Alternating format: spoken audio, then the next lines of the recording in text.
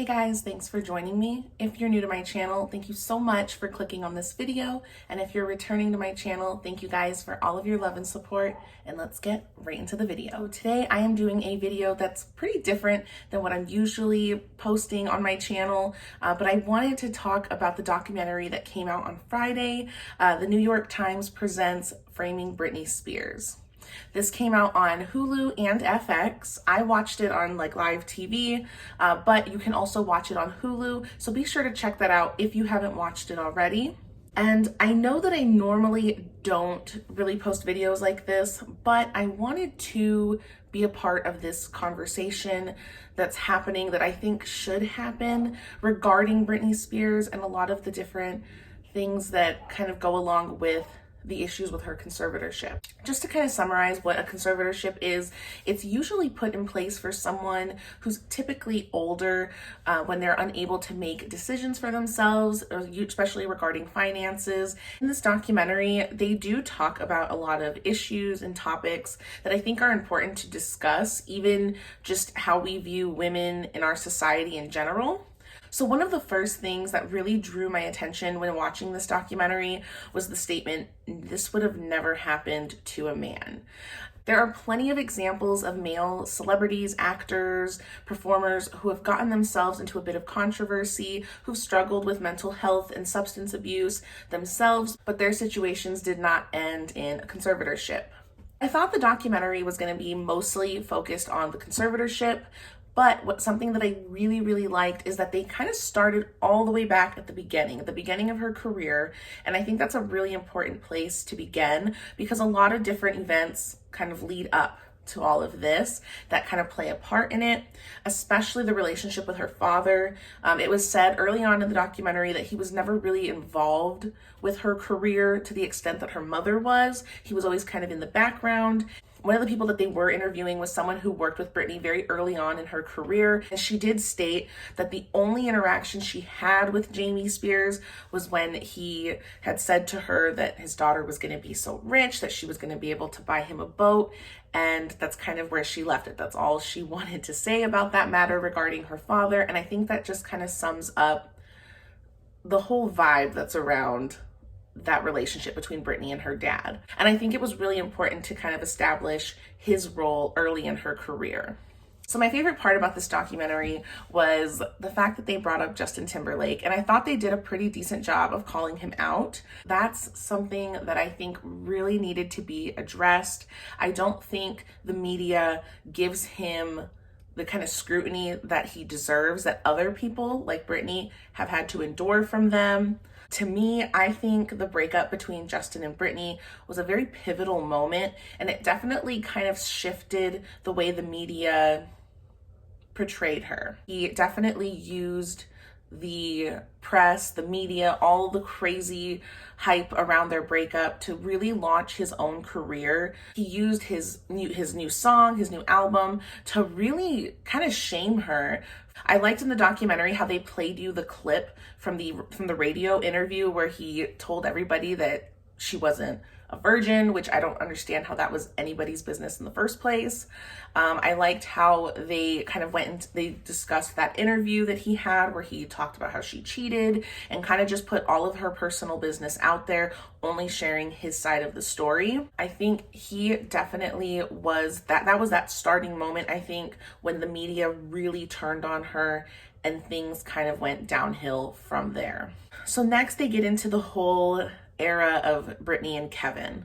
And there was a lot of stuff that happened during that time frame as this media circus was just happening and filming and watching every move of this relationship, of her life, of her career. And I think that really took a toll on her. They started to discuss the amount of money that was given to people for selling photos of Britney Spears. I know somebody, I think it was from US Weekly, he stated that their budget weekly was $140,000 for photos of celebrities, which is an insane amount of money. Somebody essentially could support their family just by following around Britney Spears, harassing her, and taking photos of her every move. The amount of money that was to be made off of, at her expense was crazy.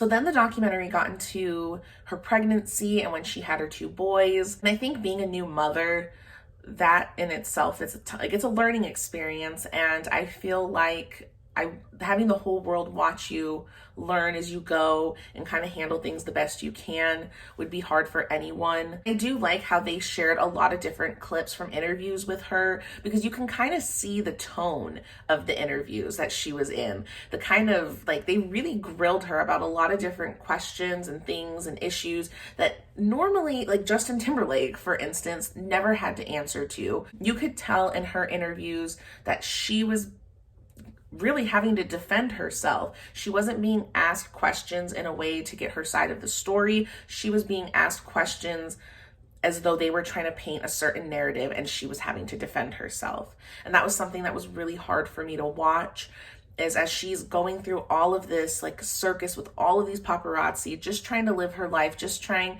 to raise her boys. And then you have these people interviewing her. It was really, really hard to watch, especially the parts where she was crying on camera and they were continuing to film and not treating her like a human being. So then they get into when she split up from Kevin, files for divorce, and they do discuss how her mom released a book, and in her mom's book, she did think from her mother's point of view, she did think that Britney was suffering from postpartum depression, and they really painted the picture very well to make you kind of understand what she may have been going through during that time leading up to when she shaved her head.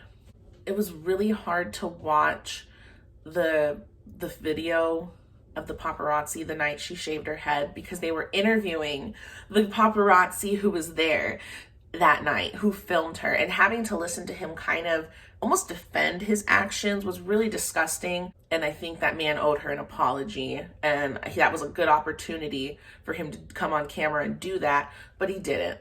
So that's all I have to say about that.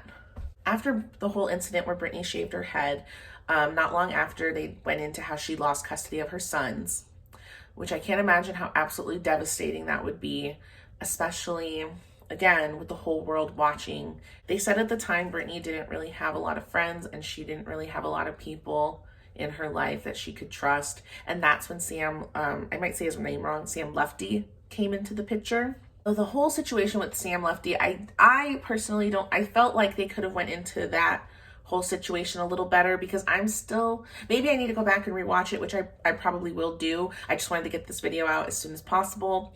But to me, I'm still a little confused on the specifics of what happened with him. But all I know is that that's at that point in time, after Sam Lefty kind of was involved and kind of had more control over Britney's situation, he was kind of her manager, from what I'm gathering. That's when her dad decided to file for the conservatorship. And I think it was kind of a big surprise that her dad was even in charge of her conservatorship, because up until that point, he really didn't play a very big part in her life at all. But it was stated that Britney did not want her dad to be her conservator.